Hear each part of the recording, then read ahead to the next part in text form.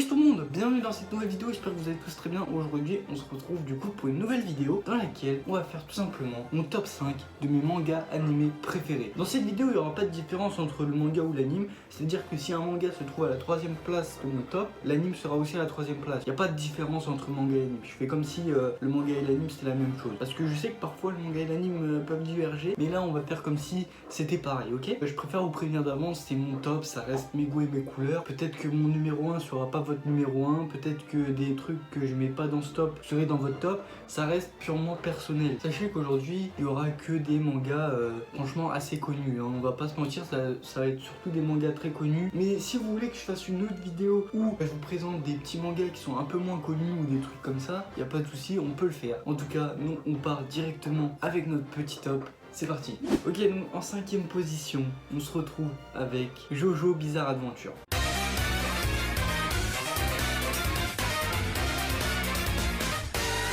L'auteur de Jojo c'est Hirohiko Araki. Moi je vous avoue j'ai pas lu le manga, j'ai surtout regardé l'anime et franchement c'est grave lourd. À chaque arc du coup comme je vous ai dit, et ben le héros principal change, ses objectifs changent, les méchants changent à part pour 2 saisons. Mais de toute façon je vais vous raconter un petit peu tout ça. Qu'est-ce qui fait que Jojo se retrouve à la 5ème place de mon top? Tout simplement dans Jojo on a le concept très intéressant et qui peut être très bien utilisé des stands et qui est très bien utilisé d'ailleurs. On a tout plein de types de stands, du stand qui est hyper cheaté en combat au stand qui est totalement inutile en combat mais qui a d'autres atouts. Il y a tout type de stand vraiment et je trouve que la diversité de stands ça fait que ça apporte quelque chose. Et avec cette diversité de stands on a également une très grande diversité de personnages qui sont tous atypiques et qui restent en mémoire. Je peux parler de Jotaro avec sa carrure mais gros, et ce mec c'est même plus musclé qu'il est, c'est une montagne gros. Et puis on a également des persos qui, par leurs actes, par leur façon d'agir, ils vont nous rester en tête, ils vont être mémorables. Par exemple Bucciarati, pour ceux qui connaissent, Bucciarati c'est un vrai homme, un homme parmi les hommes, Bucciarati. Mais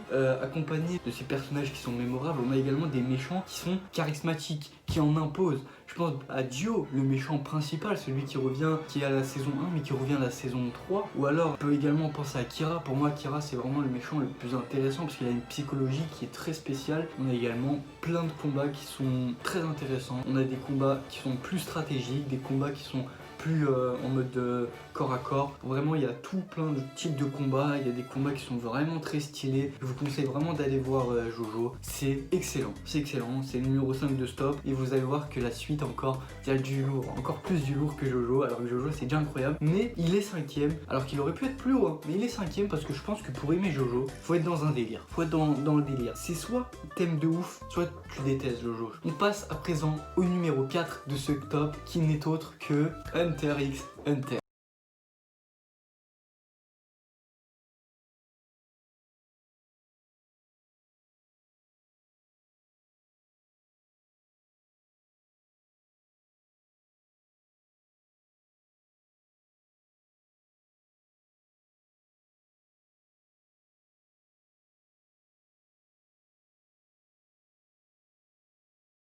Par Yoichiro Togashi et ça raconte l'histoire d'un jeune garçon qui s'appelle Gon qui veut devenir Hunter car son père est Hunter et il veut retrouver son père qui a délaissé sa famille pour être Hunter justement. Il veut comprendre pourquoi son père aimait tant ce travail d'Hunter au point de délaisser sa famille, tu vois. Et il y aura des combats qui sont vraiment très stylés, c'est des masterclass les combats dans Hunter x Hunter. Je pense à Killua versus Uvo Gwyn, je crois qu'il s'appelle comme ça, un mec de l'araignée. Gon versus Hisoka quand il va lui rendre sa carte. Netero versus Meruem. Gon versus Neferupito, même si on peut pas trop appeler ça un combat, hein. Avec ces combats bien sûr est accompagné de persos qui sont iconiques, Gon, Killua, Kurapika, Leolio bien sûr. Après on a également des méchants qui sont très charismatiques, hein. Hisoka, les membres de l'araignée, surtout Feitan, hein. Feitan il a un sale flow, gros. Après ce qui vraiment marque Hunter x Hunter, ce qui vraiment définit Hunter x Hunter, c'est vraiment l'évolution qui est des personnages qui est juste incroyable. Les persos de saison en saison ils grandissent, ils évoluent, leur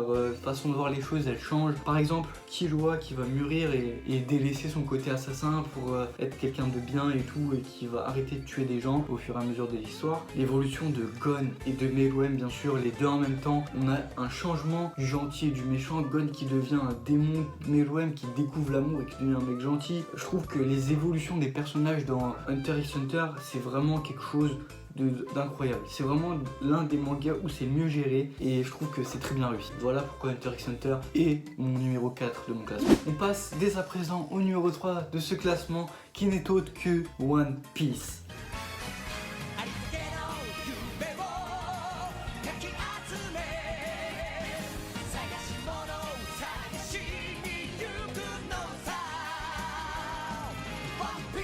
Et oui, One Piece, manga écrit par Eiichiro Oda, ça raconte l'histoire d'un jeune garçon de 17 ans, je crois au début de l'aventure, du nom de Monkey D. Luffy. Son rêve à Monkey D. Luffy, c'est d'être le roi des pirates. C'est pourquoi il va parcourir les mers à la recherche d'un équipage. Sur son chemin pour devenir roi des pirates, il va rencontrer des adversaires tous plus puissants les uns que les autres. Il y aura des combats, de l'histoire, des émotions, il y aura tout. Vraiment dans One Piece, c'est vraiment...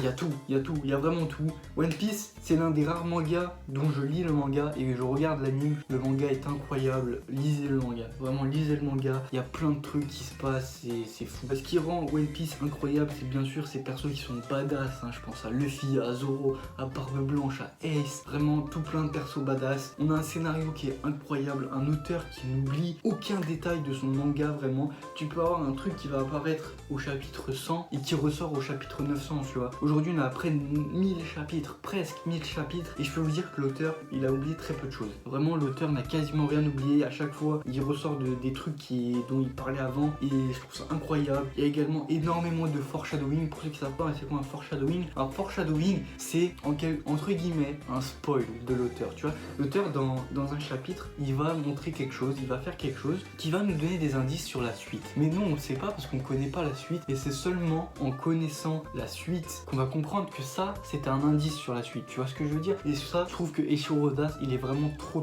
fort dans ça. Il gère trop bien ce truc de foreshadowing. On a également l'évolution des persos qui est incroyable, mais vraiment une très bonne évolution, notamment après les 2 ans de pause, les 2 ans où l'équipage s'est séparé et s'est entraîné. Vraiment, ils sont tous revenus, grandis, évolués, tous plus forts les uns que les autres. Et pour accompagner ces persos qui sont tous plus badass les uns que les autres, on a également des méchants qui sont mais iconiques. Je pense à Crocodile, à Big Mom, à Kaido, à Barbe Noire. Vraiment, ils en imposent. Tu vois, les méchants dans One Piece, ils en imposent vraiment. Je comprends que c'est des méchants, tu vois. Mais pour moi, ce qui caractérise le mieux One Piece, pour moi, ce qui vraiment le rend encore plus incroyable que One Piece ne l'est déjà, c'est vraiment sa communauté. On a plein de chaînes YouTube sur One Piece, plein de théories de faits. Par exemple, je peux vous conseiller la chaîne du Mont Corvo. Ils ont beaucoup plus d'abonnés que moi, donc je suis pas sûr que ce que je dis là, ça sera quelque chose pour eux. Mais quand même, si vous connaissez pas et que vous kiffez l'univers de One Piece et que vous voulez en apprendre un peu plus, je peux vraiment vous conseiller la chaîne du Mont Corvo. C'est une chaîne où ils font des reviews, des chapitres qui sortent de One Piece, ils font des théories et du coup je trouve ça vraiment intéressant. Moi à chaque fois qu'il y a un nouveau chapitre qui sort, je vais directement voir la chaîne du Mont Corvo, ils font toujours une review de chaque chapitre. Ça me permet de comprendre mieux les chapitres, de mieux comprendre l'histoire et vraiment c'est incroyable. Rien que l'année dernière, il y a le film One Piece Stampede qui est sorti, vraiment un film que je trouve qui était incroyable. Et j'étais allé le voir au cinéma avec mes potes et je peux vous dire que l'ambiance elle était folle. À chaque coup, il y avait tout le monde qui criait dans la salle, vraiment la salle elle était en folie, c'était incroyable, vraiment l'une des meilleures fois où je suis allé au cinéma, vraiment c'était incroyable cette séance, l'ambiance pendant un film One Piece, mais je te jure c'est indescriptible. J'avais pris des petits snaps, des petits trucs comme ça, je vous mets là.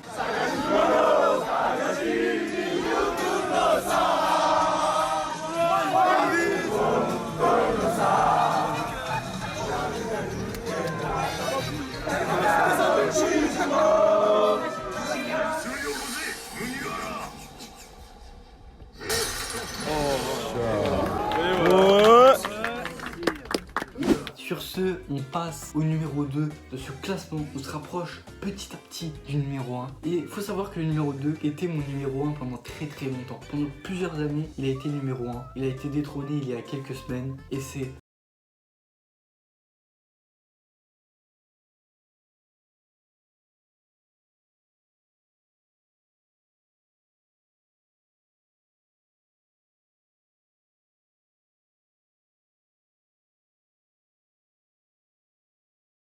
Masashi Kishimoto, ça raconte l'histoire d'un jeune enfant qui était la risée de son village. En gros, il était détesté par tout son village parce qu'en lui, il possédait le démon renard à 9 queues. Dans le monde, il y a plusieurs démons à queue et Naruto, il possédait celui qui a 9 queues. Et du coup, voilà, ça a été la risée de son village pendant toute son enfance. Et puis, au fur et à mesure de l'aventure, il va devenir le héros de son village, il va sauver le monde. Et voilà, son rêve à Naruto, c'est de devenir Hokage. Et du coup, qu'est-ce qui rend Naruto aussi incroyable que ça? Ces méchants qui sont fabuleux.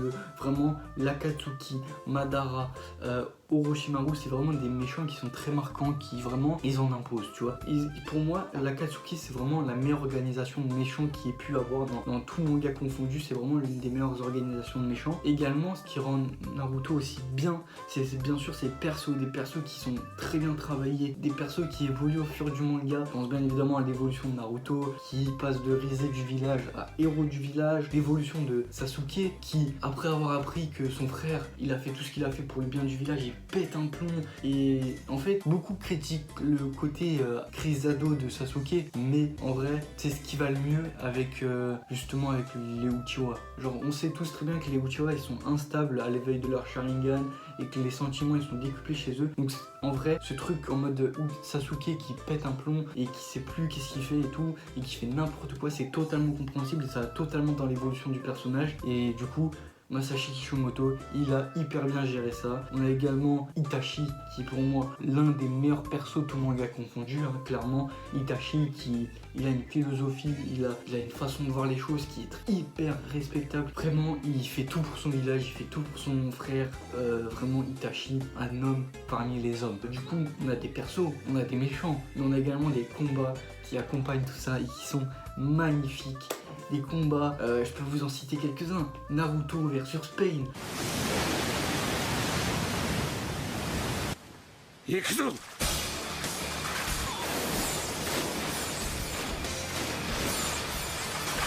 Madara versus l'Alliance.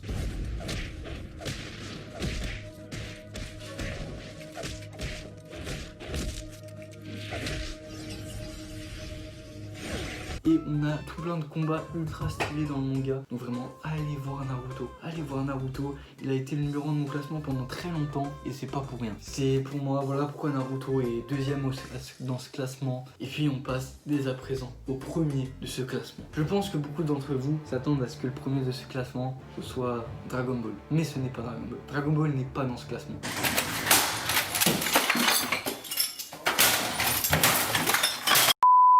Dragon Ball n'est pas du tout dans ce classement. Si je devais classer Dragon Ball, il serait peut-être dans mon top 10, mais il n'est pas dans mon top 5. Dragon Ball n'est pas dans mon top 5. En fait, Dragon Ball, pour moi, c'est l'enfance. Ça définit l'enfance. Et je trouve qu'aujourd'hui, si tu compares, et ben, t'as des nouveaux mangas qui sont bien mieux que Dragon Ball. Vraiment, faut arrêter. Je pense qu'au bout d'un moment, faut arrêter de réfléchir avec sa nostalgie, tu vois. Je veux bien qu'on ait tous grandi avec Dragon Ball, mais je pense que c'est surtout la nostalgie qui nous fait dire que Dragon Ball c'est vraiment le meilleur manga et tout. Alors que si vraiment tu regardes tout ce qui sort aujourd'hui, il y a vraiment plein de nouveaux mangas qui sortent et qui sont tout aussi incroyables, voire mieux que Dragon Ball. Vraiment, je peux pas mettre Dragon Ball dans ce top. Vraiment, je peux pas mettre Dragon Ball dans ce top et je peux encore moins le mettre premier, contrairement à la masterclass. Contrairement à ce chef-d'œuvre qui est en première place, il est passé premier il y a peu, vraiment. Il y a 2 semaines encore et il n'était pas premier de mon classement, d'accord? Il est vraiment passé premier il y a 2-3 semaines. Avant, il était peut-être même pas dans ce top 5. Là, aujourd'hui, il est premier de mon classement et c'est Shingeki no Kyojin.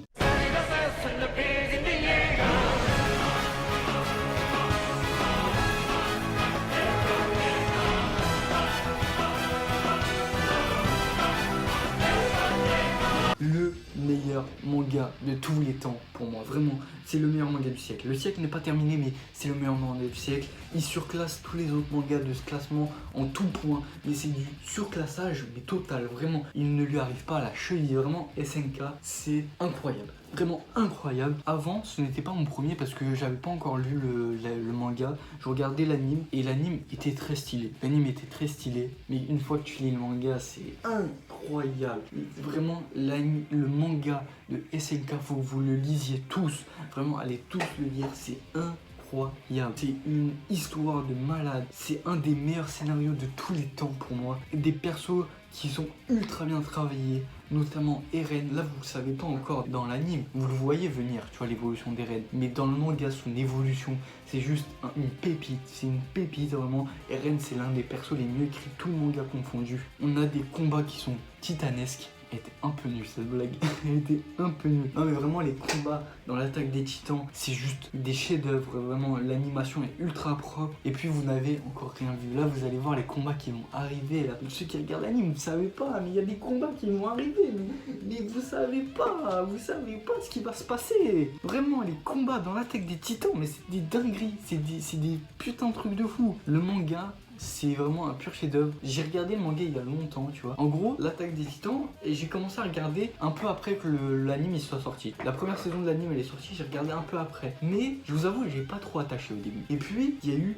un buzz d'un coup autour de l'attaque des titans. J'ai pas compris, genre d'un coup, ça buzz. Et genre tout le monde regardait l'attaque des titans. Du coup, je me suis dit, bah go, je vais me retaper la saison 1 et tout. Et du coup, j'ai regardé et j'ai kiffé. Vraiment, la saison 1, j'ai kiffé. Après, il y a eu la saison 2 qui est sortie. J'ai kiffé aussi. Mais, tu vois, c'était pas dans mon top. Et puis, je me suis dit, SNK, je veux trop connaître la suite. Vraiment, c'est incroyable. Du coup, j'ai lu le manga. Vraiment, j'ai lu le manga. Et là, oh là là là là, vraiment, la suite de SNK, une putain de dinguerie. Et à partir de là, j'envisageais à le mettre dans mon top 5 des mangas préférés, tu vois. Je continue à lire et tout. Et à un moment, je fais une pause.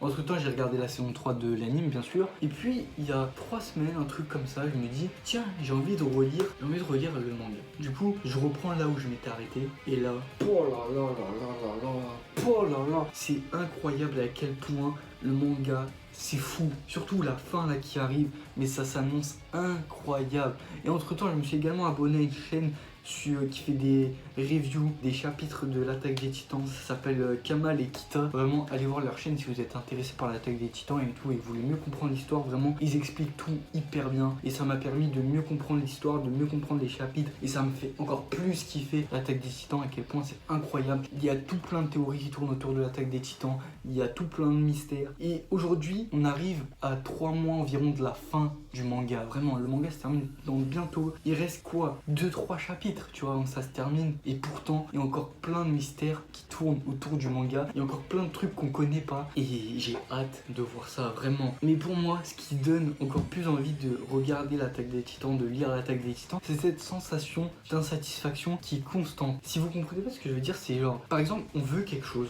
On veut que l'auteur nous donne quelque chose. Et ben l'auteur, il va nous le donner, mais pas entièrement. Et puis, il va nous prendre quelque chose à côté, tu vois. Il va nous prendre quelque chose. Et je vais être là, mais non, mais j'ai trop le seum, tu vois. Pourquoi est-ce que j'ai voulu avoir ça? Parce que ça a causé encore plus la merde. Par exemple, on veut capturer le titan féminin. Bon, on le capture, mais non, on peut pas l'interroger parce qu'elle s'est cristallisée. On a fait tout plein noir pour rien. On veut capturer Reiner et Berthold. Y a pas de souci, on va capturer le titan colossal. Mais Armin et Arwen vont mourir. Il faudra faire un choix. Tu vois, on est tout le temps insatisfait, mais on veut connaître la suite. On veut savoir comment est-ce qu'ils vont se sortir de cette situation. Et finalement, ils ne se sortent jamais vraiment de cette situation. Toujours plus la merde qu'avant. Rien ne va. Après, je pense que pour vraiment kiffer l'attaque des titans, faut être dans le délire. Tu vois, c'est un délire qui est vraiment sombre, qui est vraiment bresson, qui est très spécial, l'attaque des titans. Et je pense que pour kiffer de ouf comme moi, ou pour tous les gens qui kiffent de ouf, et ben faut vraiment être dans le délire.